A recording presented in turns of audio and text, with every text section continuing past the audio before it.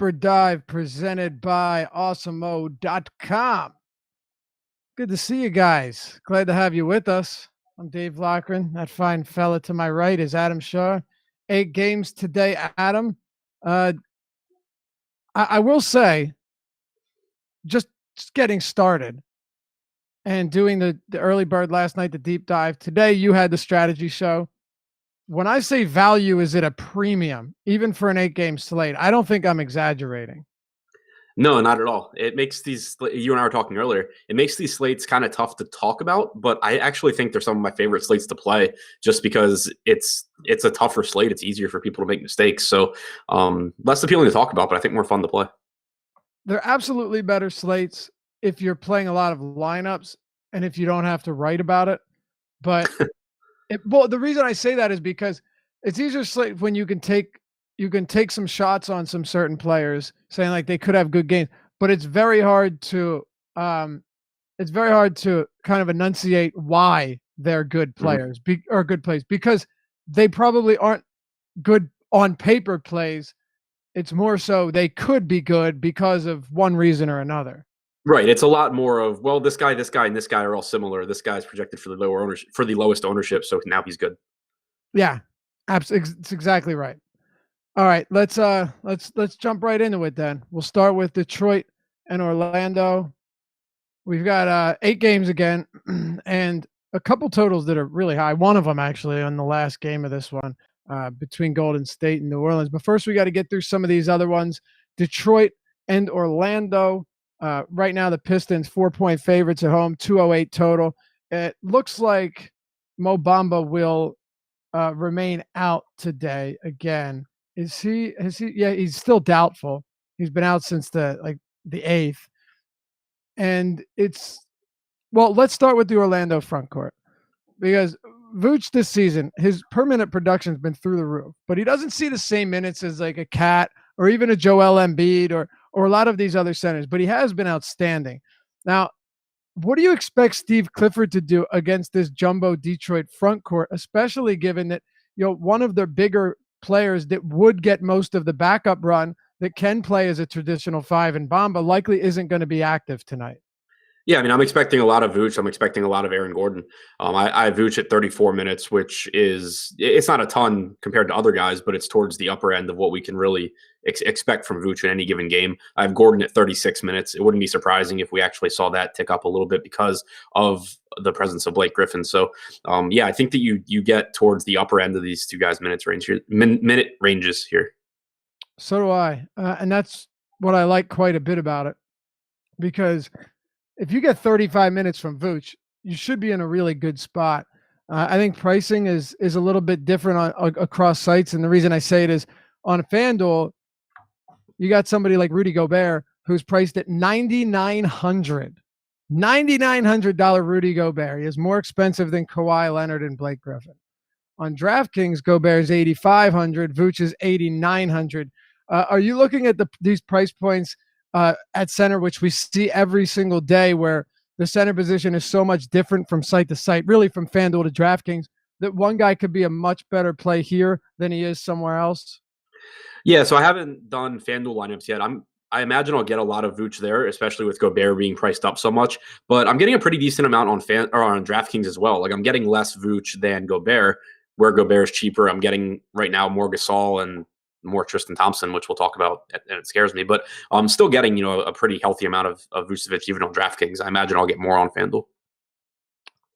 Out of the gate, who are your 2 favorite centers on this slate? Gobert and Vooch. Okay, that's the answer I was expecting, and those are mine too. Which is why I think on FanDuel it is different. 9,900, you'll get more Vooch, but on DraftKings, both of them are very much in play.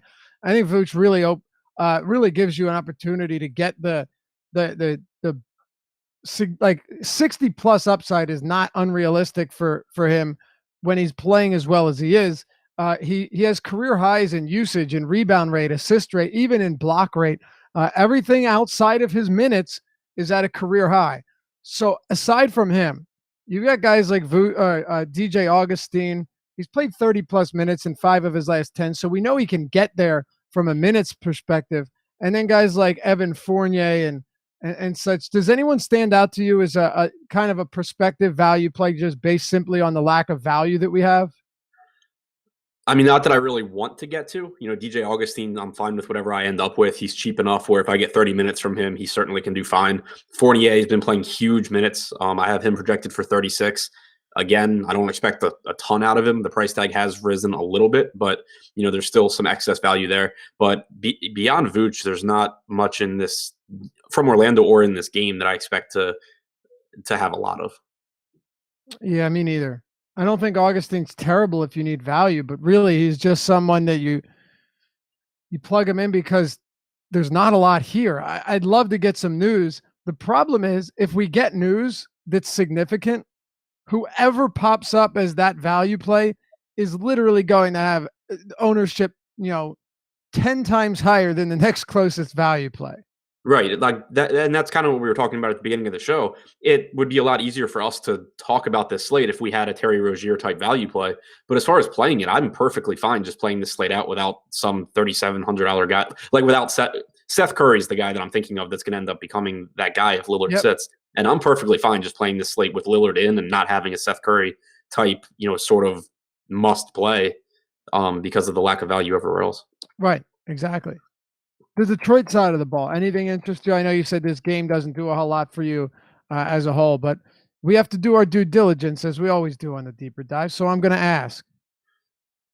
Yeah, not a ton. In my initial crunch on DraftKings, getting some Reggie Jackson, which I think I had him overprojected a little bit, so that'll come down. But I think we get around 28, maybe 30 minutes from Reggie Jackson. He's still cheap enough that kind of like DJ Augustine, it's a sub 5K price tag on a guy that can possibly do decent. I guess, man. Yeah, with Ish Smith, back in the rotation too. I don't know how it's going to work once Smith, is actually played more than one game since returning because he was out for. I mean, how long was that hiatus? Over a month and a half, almost. Yeah, something like that. Yeah. Yeah, December 5th was his last game, so it's been a while. I'm having trouble getting to anybody here, and even guys like Drummond, where you get him at this salary. That I like Gobert. I like Vooch more, which makes it tough to get there. Any interest in Drummond or in Blake? Not outside of the fact that they're both good. Neither one's a priority for me. All right, let's talk Memphis and Milwaukee then. We won't spend too much time where we don't need to. Bucks 6-point favorites, 212 total here. So the two lowest total games on this slate are the first ones we're going to talk about. That doesn't mean you can't find value. It doesn't mean there aren't quality plays, but we will get these out of the way early. The thing about Memphis, it's not even the pace that is super concerning. It's the rotation, and I know you have some ideas about this. I want you to tell our listeners, of course, but I still don't know if even JB Bickerstaff knows what he wants to do with this rotation right now. He had said that Shelvin Mack was going to be the third string point guard. This was after Kyle Anderson went down. And then promptly followed it up with Shelvin Mack getting all of the backup point guard minutes through the first 3 quarters of last game. And then Shelvin Mack ends up, he didn't close because the game got out of control with like 5 minutes left. It was a 23-point deficit. But when they were still kind of scrapping there with about, for the first 8 minutes of the fourth quarter, who you saw out there was Mike Conley, Shelvin Mack, J. Michael Green, Jaren Jackson, and then some combination of Justin Holiday and Garrett Temple, whereas Marcus Gasol actually did not play any of the fourth quarter and 4 minutes of the third. And of course he had mentioned that he lost feeling in his hand and he underwent further testing. He might not play, but just assuming he plays, we'll get your take on Carter here, because I know you see it possibly being different. I can't say I don't have some concerns, though, that Bickerstaff is just going to continue to tweak things as we've seen the first 2 games since Kyle Anderson got hurt. Yeah, I mean, I have no confidence in how this rotation is going to go. Even following one of the Memphis beat writers on Twitter during this game, he was tweeting how he has no idea what's going on with the rotation, how he doesn't have any reasoning for what's happening. You had, Javon Carter start this game, play pretty well in the first quarter, and then essentially not play the rest of the game. You had Justin Holiday, who obviously they just acquired and who would seemingly be a pretty good bet to pick up minutes without Kyle Anderson, play a total of 14 minutes, including garbage time. Yeah. So, I don't think there's any real way. There's no way to really handicap this rotation confidently. What I do think makes some sense, though, is if you think about how you would match up with Houston. So we saw Omri Caspi pick up a bunch of minutes. Specifically, he subbed in for Javon Carter twice. Carter picked up his second foul about halfway through the second quarter, and Caspi subbed in there, finished the quarter. And then to start the third quarter, Carter played 2 minutes, Caspi subbed in, played the rest of the quarter. So that basically gave you Mike Conley at point, Garrett Temple at the 2, Caspi at the 3. Obviously, going against Houston, you would expect Garrett Temple to defend James Harden, so it would make sense to have kind of that bigger lineup. Here against Milwaukee, where you're talking about a Milwaukee group of Bledsoe, Brogdon, and Middleton, I think it probably makes more sense to have Conley, Carter, and Temple instead of Caspi.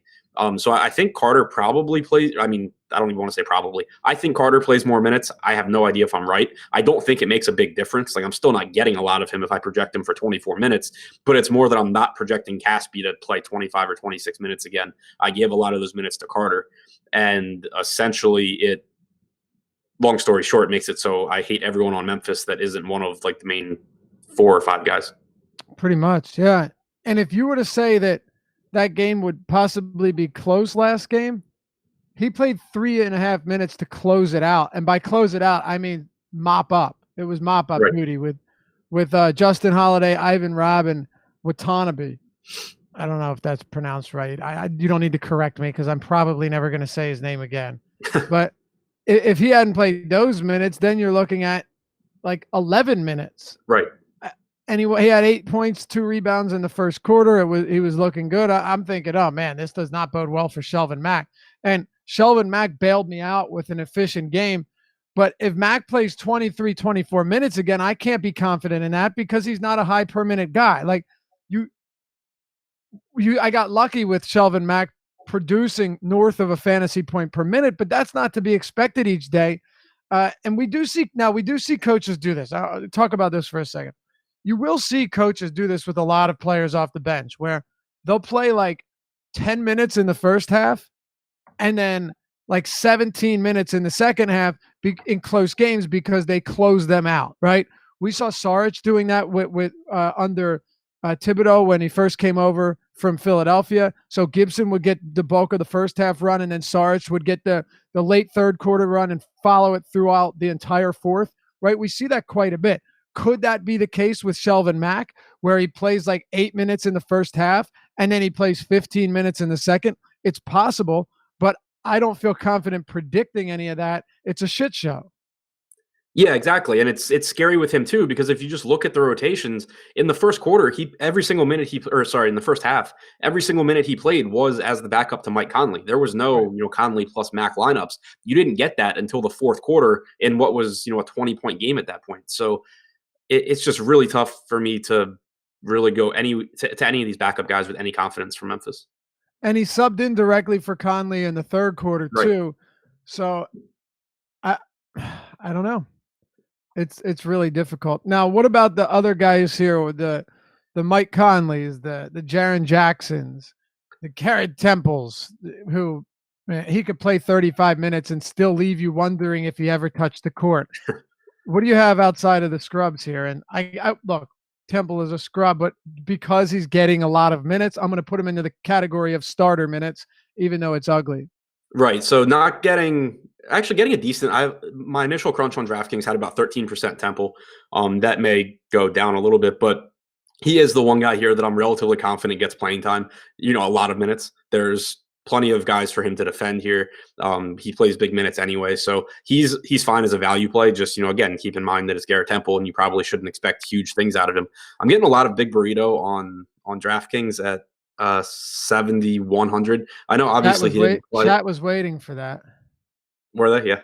I told him you don't even watch the chat, but there you go. There you go, yeah. Chat. Thanks for letting me know. But yeah, getting a lot of him on DraftKings. Obviously didn't play at all in the fourth quarter last game. Hasn't been playing that well recently, but still averaging over a fantasy point per minute. I think just a little bit too cheap. So if I can't get up to like the Gobert or Vucevic range, I think Gasol's pretty interesting. I don't think you Conley, can play him today. why? He's clearly hurt, man. Like He's been hurt for like a month and a half. yeah, He's not on. exactly. Look at his. He's not. He's okay. So I mean, you can do whatever you want. Obviously, I'm not saying you can't play him No, specifically. I know. You can play Garrett Temple, and I'd be okay with it. But he got an elbow injury. Talking about losing feeling in your hand, undergoing further testing. So now you got an elbow, a neck, a back, an ankle, a knee. I'm making things up here because there's a laundry list of ailments that Marc Gasol has dealt with. To me, I just don't see the value. I'm sure he'll go for 50 tonight, but to me, the value in it just seems like it is. I don't know if the risk outweighs the reward when he has just looked so. He had that one game against San Antonio that was really strong, and then you can hand pick a couple other decent outings. But man, this is not the Marc Gasol that I remember seeing, and I don't see it right now. Well, yeah, but that Marc Gasol also wouldn't be $7,100, and you really can't find a sample size where he's not averaging a fantasy point per minute still. Since the start of January, over those 7 games, he's at a DraftKings point per minute. Over the last month, he's at like 1.08. He's not the same guy that he was, but he's still I think productive enough for this price tag. Yeah, my thing is that if you're dealing with this elbow injury, which is obviously going to affect your shooting. And if we know one thing about Marc Gasol is that he could seriously have his left leg amputated and he'd be like, no, I'm good. I'm playing. So to me, there's just too many ailments to do it. But all right, good conversation. We can move to the other side of this one because I think we've pretty much taken our stances there. I have a ton of Jaren Jackson. Sorry? I have a ton of Jaren Jackson on DraftKings. Oh, I thought you talked about him already. No, go ahead. No. He's scary. It's Jaren Jackson. He's gonna be seeing Giannis come flying at the rim a lot. It's certainly a spot where he can get in trouble. But with this team being shorthanded, and when he's not in foul trouble, he sees the minutes anyway. He played like 32 minutes against Houston and lost the final 3 minutes of that game to a blowout. Even if I project him for 30 minutes here, which is clearly underselling his upside, I'm still just getting a ton of him on DraftKings, in particular at power forward. So it's terrifying, but I think that being overweight on Jaren Jackson in tournaments is when he's in the mid 5K range is pretty much always going to be a profitable play if you do it over the course of the entire season. Yeah, I mean, you already know where I'm at on that. Yeah. So I don't have to elaborate. I'll always target Jaren Jackson if he's going to be cheap enough, especially given that I believe that outside of foul trouble, Jaren Jackson's going to play 30 minutes or more, which is good to see. He also, we saw 2 games ago, the closing rotation was Michael Green, Jaren Jackson, and Marc Gasol. So I don't know if that continues, but if it does, just from a playing time standpoint, it's not going to hurt Jaren Jackson at all. But I'd be lying if I said I knew where this was going to go. I don't think JB Bickerstaff knows what he's going to do. I really don't. We'll find out, though. Do you have anyone from Milwaukee? Not really. There's a couple of semi-appealing prices depending on your site. Chris Middleton sitting at 7,100 on FanDuel is reasonable. Eric Bledsoe at 6,300 on DraftKings is reasonable. Obviously Giannis is matchup proof, but there's a huge lack of value on the slate. And if I'm paying up, it's really hard for it not to be for Harden or to a lesser extent for Anthony Davis. So kind of prices out Giannis. So nothing but secondary options for me from Milwaukee. Does a lot. Even outside of Harden, and you mentioned to a lesser extent Davis, I even think like you have a game with a 241 total in Golden State. I'm not opposed to having some Curry either. Really, Giannis is kind of off the board for me today, completely. It's Giannis. He can always put up big numbers, and I say that as a disclaimer because, when you're talking about the best players in the world, any day they can do some wild shit. So it's not that he can't, but I don't see myself getting here. By the way, it is a testament to how well Harden has played and how unbelievable he's been when you consider that he is $2,500 more expensive than Giannis on FanDuel, $3,000 more expensive than him on, or $2,000 more expensive than him on DraftKings. When almost the first 2.5 months or so, 2 months of the entire season, Giannis was more expensive, one of the most expensive in the league. Harden has pulled away from the pack. It's crazy. You would never have thought that there would be a player almost $3,000 more expensive than Giannis at any point in the season. Yeah, I mean, and the only way it could possibly happen is if like the entire Pelicans team got hurt, the entire Rockets team got hurt, or the entire Thunder team got hurt. And the entire Rockets team did get hurt. Right. So there you have it. Let's talk about Boston and Toronto. Kyrie Irving back in the mix. Marcus Smart's expected to play, so they're getting healthy. Not only are they getting healthy, getting guys back on the court, but Al Horford is no longer limited. Played only 20 minutes last game, but that's because they were playing this. The starting lineup was terrible, and the bench actually brought them back to a final deficit of 7. But this game, I'm not getting really much of it. The one guy that I don't hate is Irving because he's $8,600 on DraftKings, $89 on FanDuel, and I like him in competitive games because I'd rather take the minutes in a slightly more difficult matchup than Irving, playing fewer minutes when they don't need him. And this is one of those games where unless it somehow gets super lopsided, I just don't see any way you don't need Harden. I mixed up Harden and Irving. I don't see any way you don't need Irving to lead the charge here. But hey, it's an 8-game slate, and you've got guys like Harden, Davis, Curry, Mitchell, Vooch. There's more and more, a lot of top price guys. So I don't see him being at the top, but he is sub 9K across the board.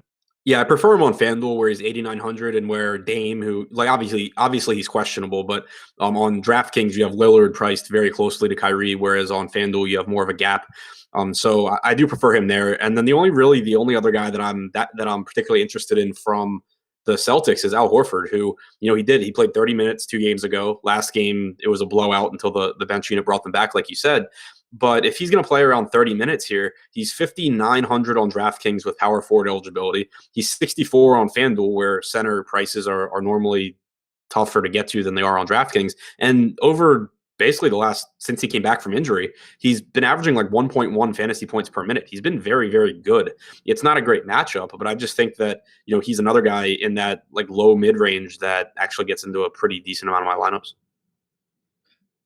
Yeah, I don't hate it. Rather him than pay for Gasol, even though I guess you're not really paying for. Well, I guess we'll see once they're. You're paying more. What's up? Yeah, you're paying exactly. Aside from that, I mean, Gordon Hayward, what a disaster this dude is, huh? I mean, let's call a spade, Adam. That last game was as ugly as you can get. And look, I'll stand by. I liked Hayward a lot in that game. I'll stand by the analysis. I'll stand by the opinion that I had with Irving off the court, with Smart off the court. I expected to see ample run and an opportunity. I didn't expect them to be down by 30 points. It was just, I mean, that's as bad a game as you can play, and we've seen so many of them from Hayward, but most of them have been when Irving was healthy. There's no excuse here. Irving wasn't even in the building. Yeah, it was just absolutely incredibly awful. Anything else from Boston or Toronto for that matter? No, not really. I mean, from the Toronto side, it's just secondary options like Siakam, Ibaka, Leonard. If I get to those guys, whatever, I'm fine with it, but nothing that I expect to have a lot of. All right. Me neither. Talk about Houston and Brooklyn. This one we'll spend a little bit of time on. James Harden's up to 13K on DraftKings, up to 14K flat on FanDuel. Man, deservedly so, but that is crazy to see. And you really haven't seen someone rise this quick in price since Westbrook when Durant went down mid-season. And, you had mentioned it earlier today that people in the YouTube chat talking about how he's due for a bad performance. And I see it kind of as the gambler's fallacy, where if you flip a coin 5 times, I mentioned this to you earlier, you flip a coin 5 times it lands on heads all 5 times. That doesn't mean that it's more likely to land on tails the 6th flip just because it landed on heads the first 5 times. It's still a 50-50 chance that it's going to land on heads again. And with Harden, what is the belief to say that he's due for a bad game outside of he's had this many good games in a row? You know what I'm saying? Yeah. I mean, it's just that we very, very rarely, it happens once every couple of years that we see someone produce like this consistently. So it's hard to trust projections or to trust yourself when it's like, okay, I think his like median outcome here is 74 fantasy points or something, but it's due to the circumstances. It's not like James Harden's just on a heater where he's making every shot that he takes for 2 weeks. He's not shooting well, but he's the only guy on the team that's going to shoot. So the opportunity's still there. You can go back to the start of last season and you get 575 minutes of James Harden playing without any of Carmelo, Chris Paul, Clint Capella, or Trevor Ariza on the floor. The guys who have played the most alongside him over those minutes, PJ Tucker, Gerald Green, Eric Gordon, Nene. So it's the guys that he's going to be playing with tonight. Over those 575 minutes, 47.1% usage, 52.5% assist percentage, 12.7% rebounding percentage, 1.96 DraftKings points per minute. 575 minutes, 1.96 DraftKings points per minute. It's just insane what he's done over that many minutes. The rates are all there to back it up. It's not like he's shot incredibly well or something like that. And even if you do, walk it back from 1.96 to like 1.8 or something, you're still getting a very, very, very good play. Yeah. But Rob Mingle says, it's actually not 50-50 for a coin toss, Laffy. There's more weight on one side of the coin. Okay, so on a coin that has equal weight on each side. How about that? What I'm saying here is that, and just kind of to back up what you're saying again, is just because Harden's had this many games, number one, does it mean he can have a disappointing game? Of course it does. But the probability that he has the same type of game he's been having is the same probability that it was last game and the game before, of course, adjusted for matchup and pace. Which means he's more likely in this game. Correct. Exactly. So you have Eric Gordon back, but this is the roster that they're going to be fielding today. Okay. This is the roster. All right. So where is it? I wrote it all down. Here we go. It's in the deep dive.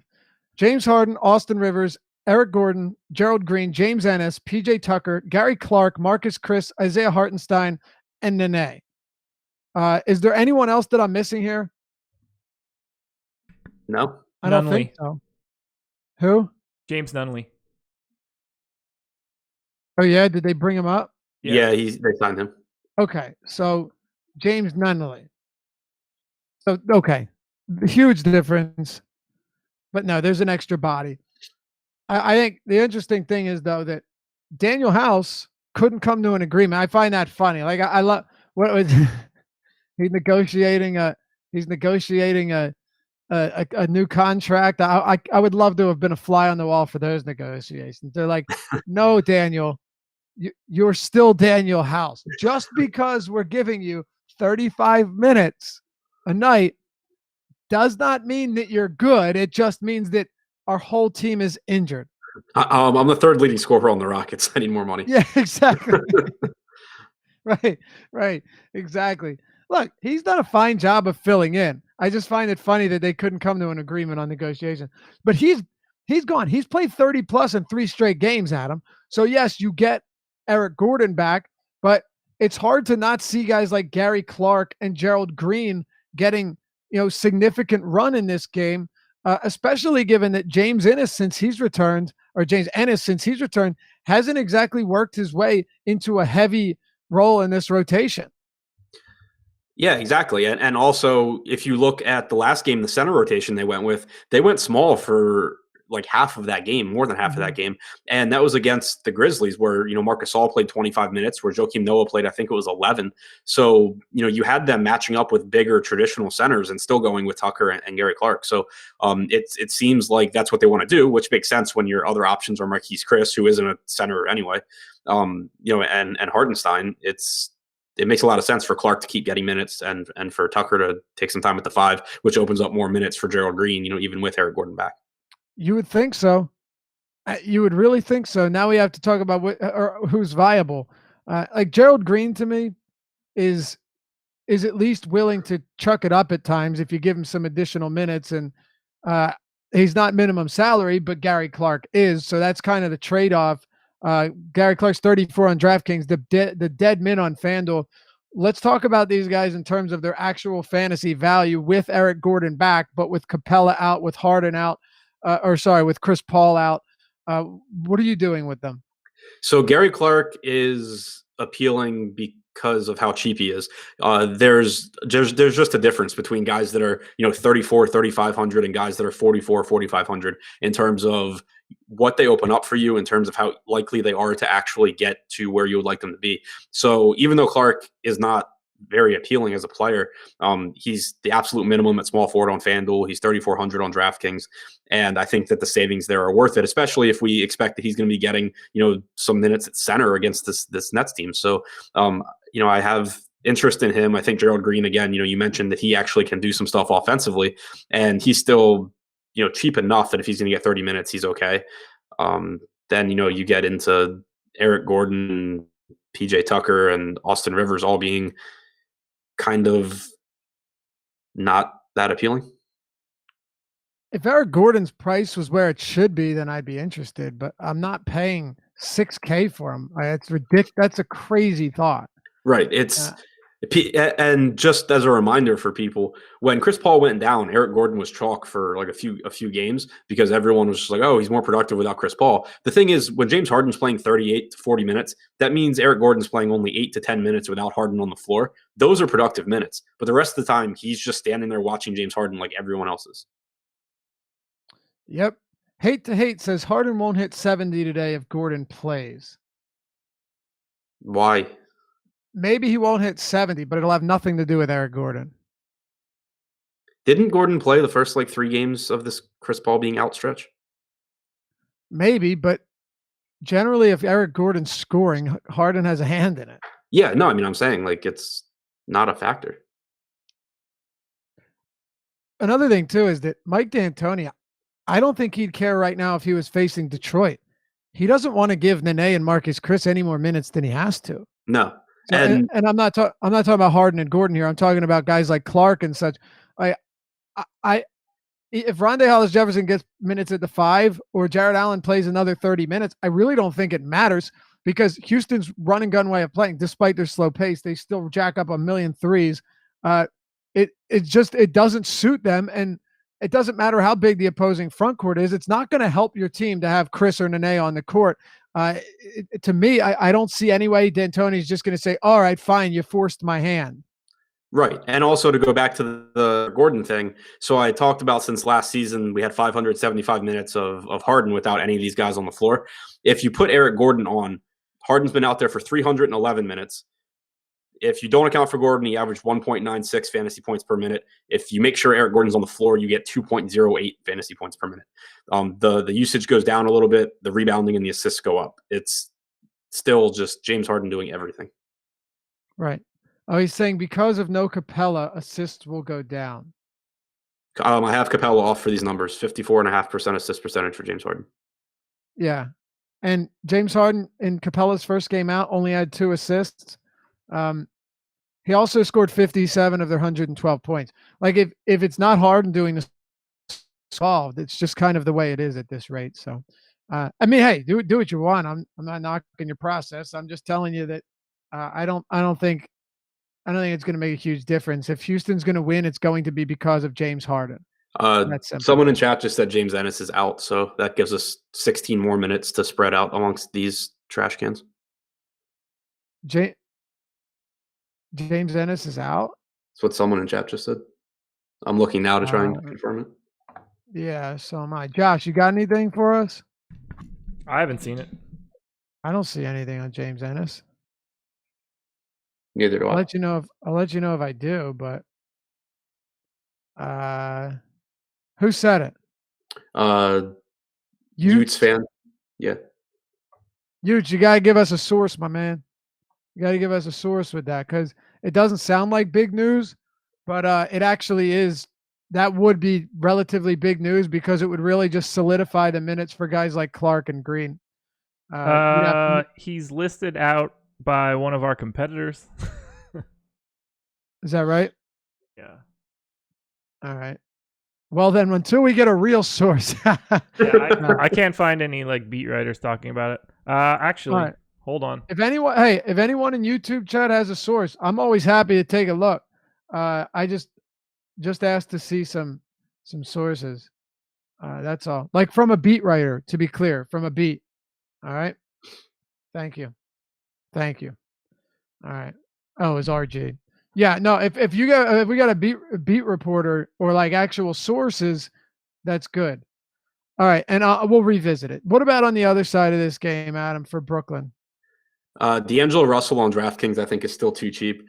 He's 7,300 over there. That's up from his 6,500 against Boston, but that price tag was just clearly a mistake for what Russell can do. It's still not a bad matchup for him going against Houston here. I still am getting quite a bit of him. And then you get to Spencer Dinwiddie, who is just really cheap and suddenly really, really bad at basketball. But I don't want to play him with Russell because his decline in shot volume has clearly come as D'Angelo Russell's decided to chuck 25 shots a game.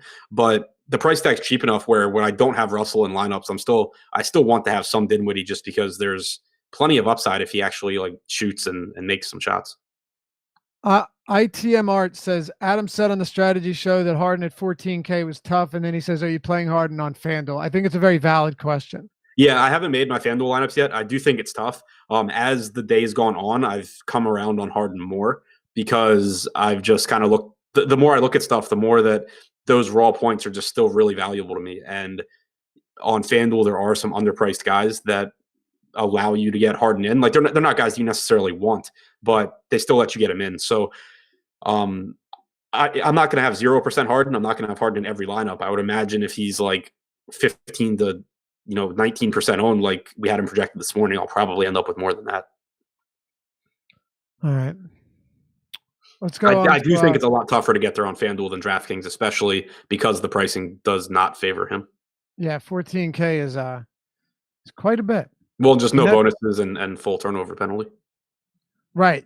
Yeah, guys like Harden and Westbrook and even guys like Embiid, big double upside, decent amount of turnovers. Ben Simmons, those guys are definitely not tailor-made for FanDuel, but a lot of times that doesn't matter when you're racking up 70 plus every night.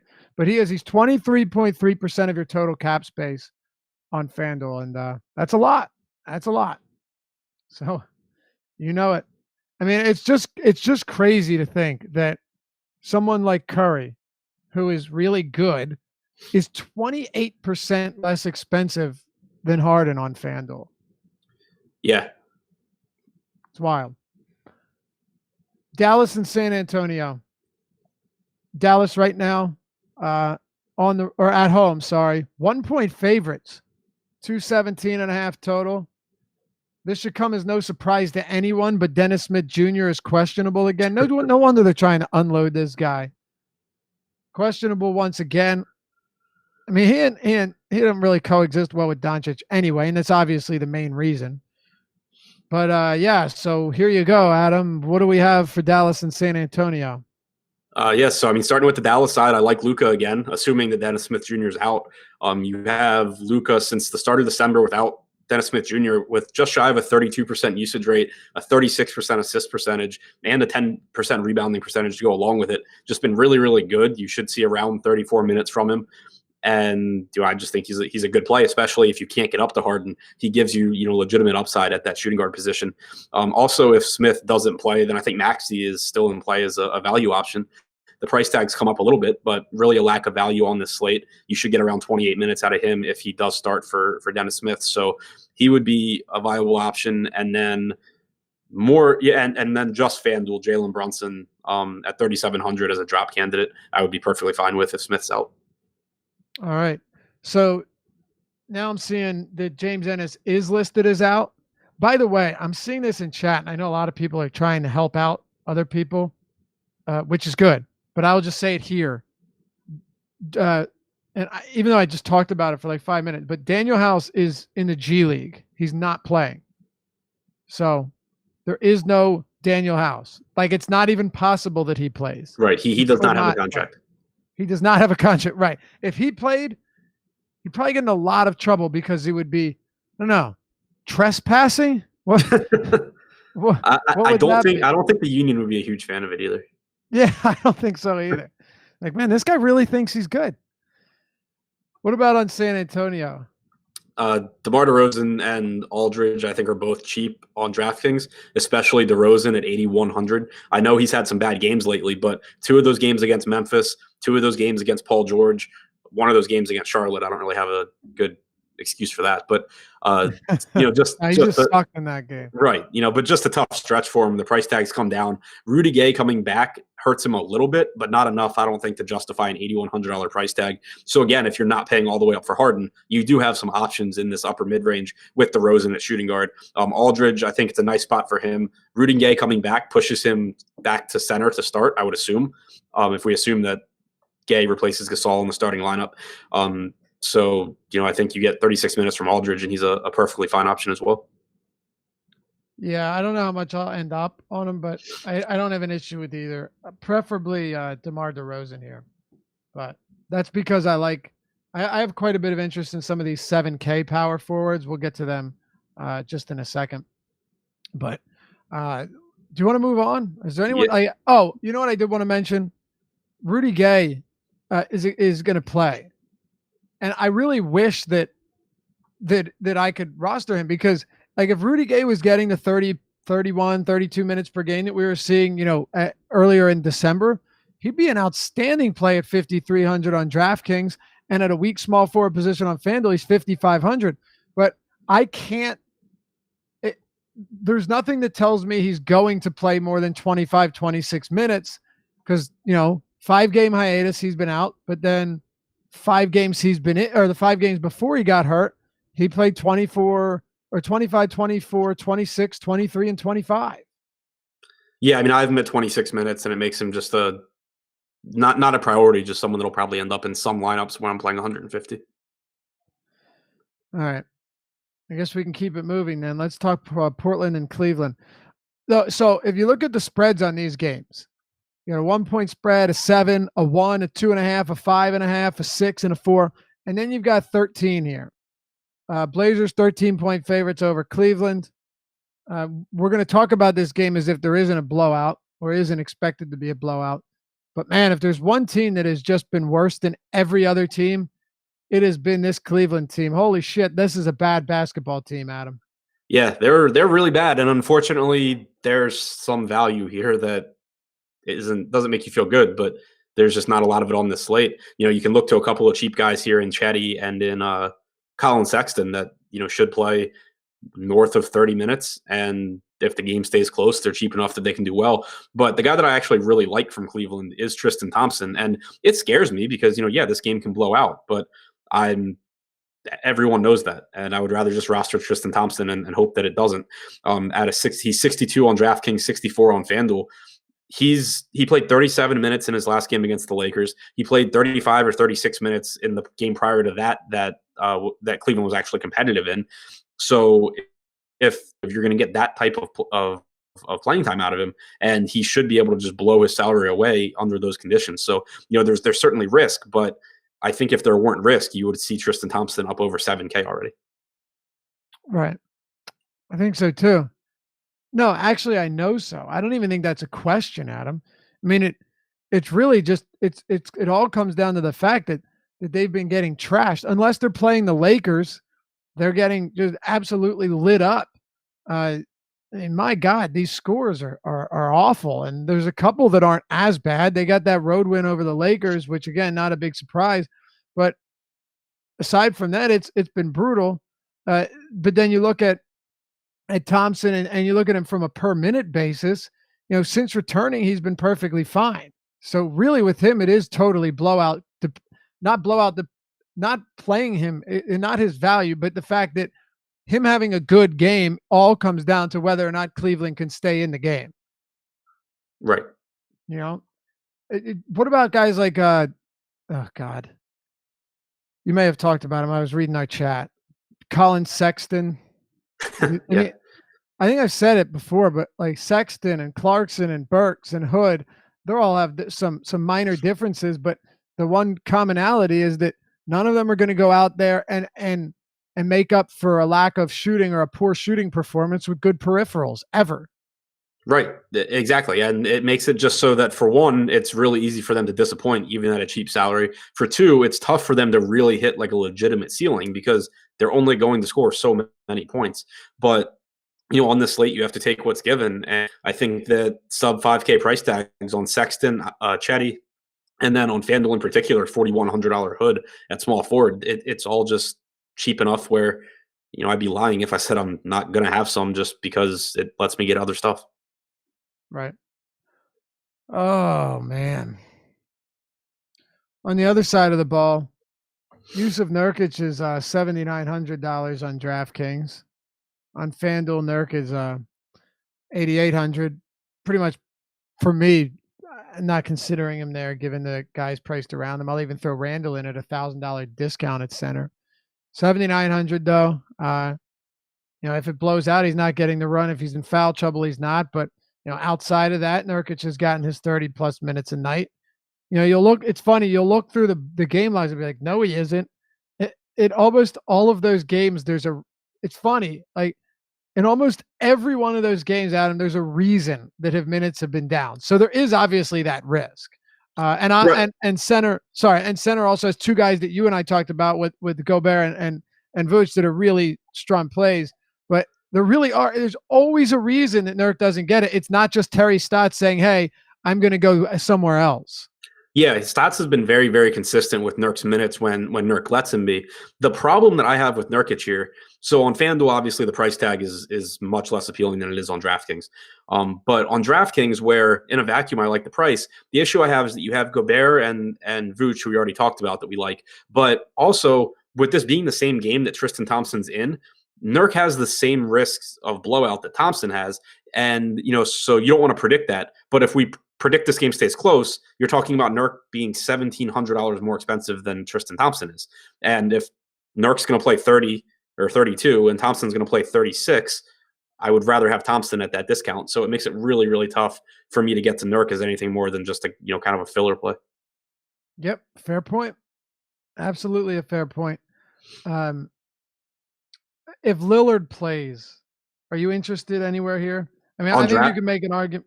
I think you can make an argument for a guy like Al-Farouq Aminu. I'll go ahead and make your case for anyone on this team. Yeah, I was gonna say on DraftKings, I think Lillard's just too cheap. He's not normally someone that I get to, but I think the price tag's too low there for, it's a really good matchup against Cleveland.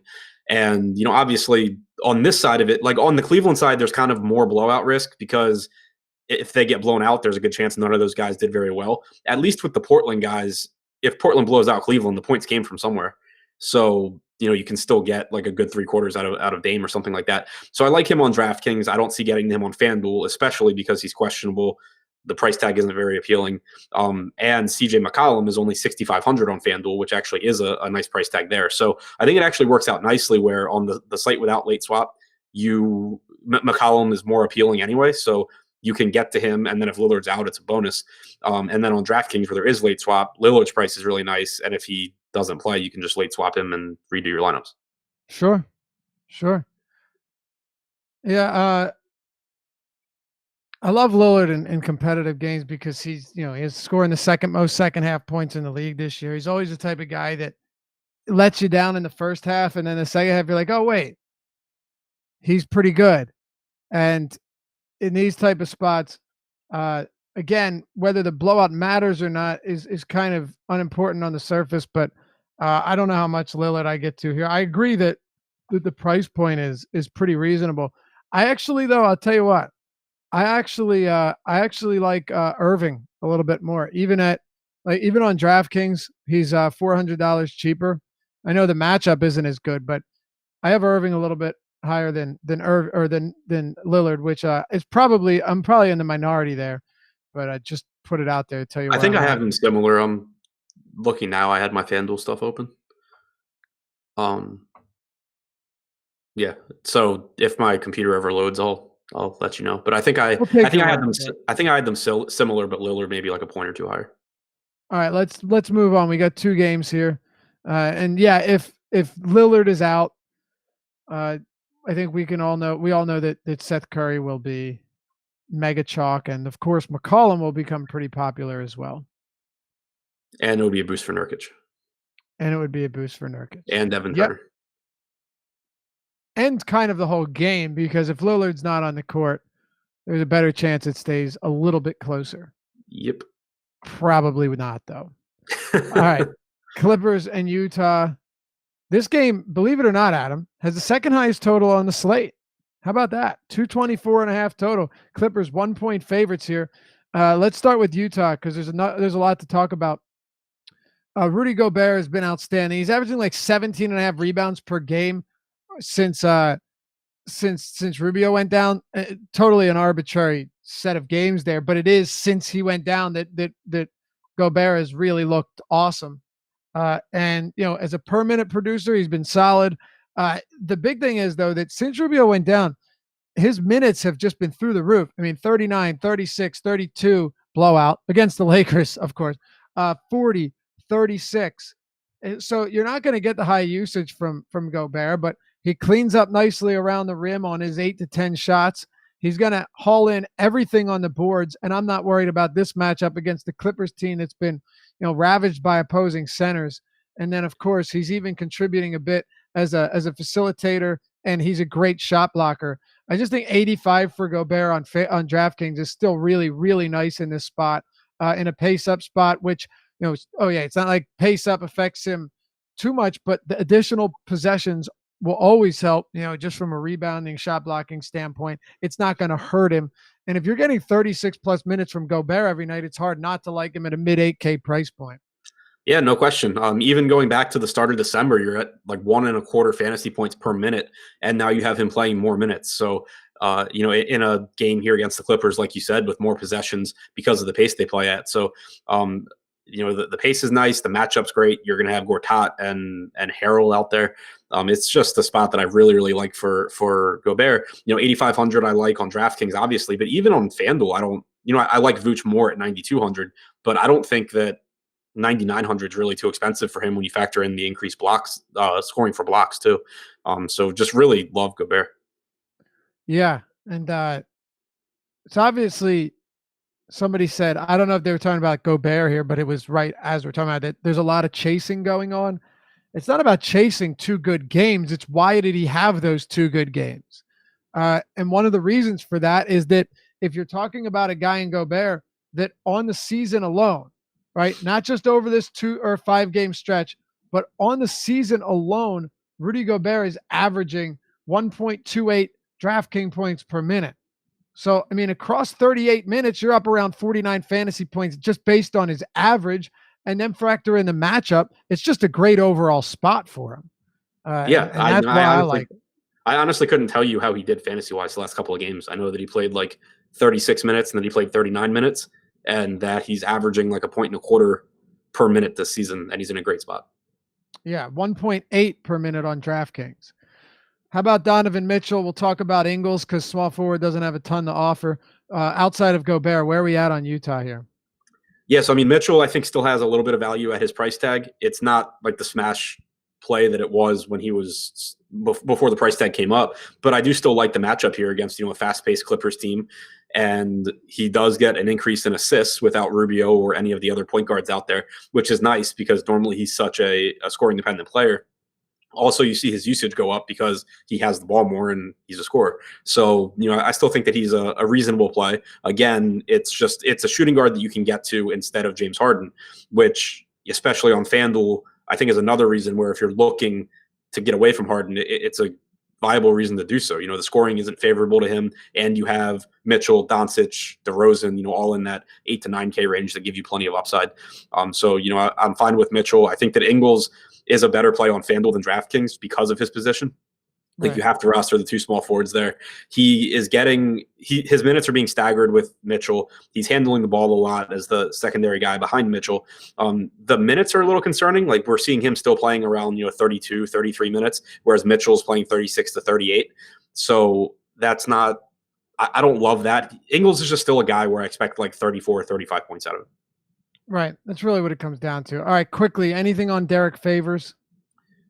If I get to him, I get to him. I like Crowder a lot on FanDuel at 4,400. Crowder. All right, because we still got one more game to get to. Montrezl Harrell. Go ahead. Yeah, it scares me, but I'm going there. We've seen him play at least 30 minutes in 3 out of the last 4 games. The one where he didn't, he had 5 fouls, and it was a 22-point loss to Denver.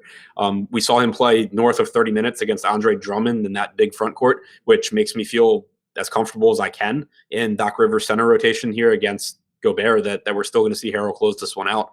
So I have him at 30 minutes. I don't think it would be shocking if he played more than that. But even at 30, I'm getting a pretty healthy amount of Montrezl Harrell.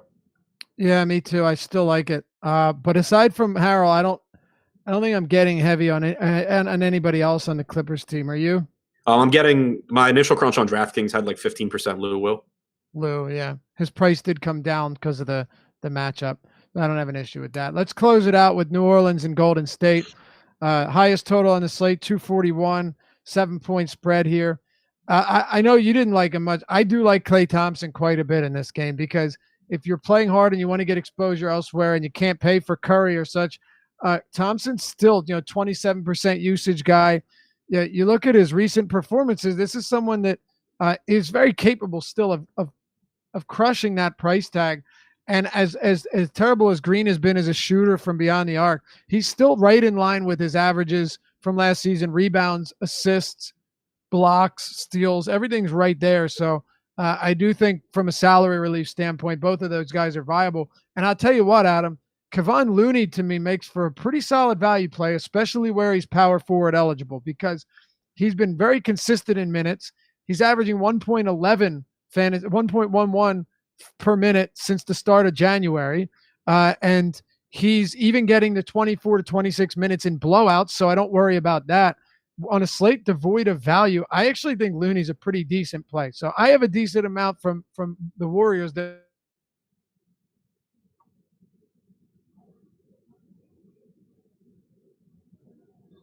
You with me? Now I am. Yeah, no, I came around on Klay Thompson too throughout the day. It's worth pointing out that over the last 3 games, Golden State changed their rotations. So Steph and Durant aren't being staggered anymore, which means you're getting Klay Thompson out there without either of them for about 25% of his minutes. He this season, without either of them on the floor, he has a 41% usage rate. He's averaged about 1.3 fantasy points per minute. If you project out his minutes, for 25% without them and 75% alongside them, you get about a 27% usage rate out of him. So I think that especially on DraftKings, he's a good play. Draymond as well, $6,300 on DraftKings. I'm getting quite a bit of him. Don't mind him on FanDuel either. And then Steph's price tag on FanDuel is really appealing. DraftKings is harder for me to get there. And I agree with you on Looney. Yeah, it's too inexpensive for a guy that is, capable of getting you 28-30 on a slate like this. That'll probably be good. And it's a good matchup. What about on the other side of this game? I'll tell you right now, I do like Randall. I think he's still underpriced. And I like that Davis should probably see a lot of Draymond treatment and could open things up around the rim for Dre. Believe it or not, the Warriors allowing the 5th highest shooting percent the rim this season, and Randall takes like 48% of his shots within 3 feet of the rim. I just think that price is good on him. Close it out here with the Pelicans, and we'll head out. Turn it over to the. Yeah, less priorities here for me. Like I'm with you. I think Randall's a good play. It's just that there are some guys around them I like more. Same goes for Davis. I think he's a really good play, but you're talking about a really expensive price tag. Elfrid Payton, I think, is appealing because the price tag's low in a game that should have a lot of points scored. We saw 30 minutes last game, but he didn't play at all in the fourth quarter which on one hand is concerning, but on the other hand, it means that there's some upside there for extra minutes potentially, and he's still cheap. So I think Peyton's a pretty decent option. Yeah, just kind of happy with whatever I get from the Pels. Okay, fair enough. Yeah, Randall, I just keep falling on because, again, I want exposure to this game. I just don't know how much Davis and Curry and KD I'm getting. There are mid-range options that make that a little bit easier and are still going to be getting 36 minutes in a game that has a 241 total. To me, it makes sense to try and find that value elsewhere if you can't get to the top-priced guys. All right, that'll do it for us. Hey, thanks as always for tuning in. If you appreciate our content, you like what we have to offer, hit us with a thumbs up, like the video. It really helps us out. Subscribe, hit the notification bell so you always know when we're dropping new content. Great luck tonight. We'll see you back here tomorrow, Thursday. Stick around. Live Before Lock coming up now. Good show, guys. Cool. Good luck, guys.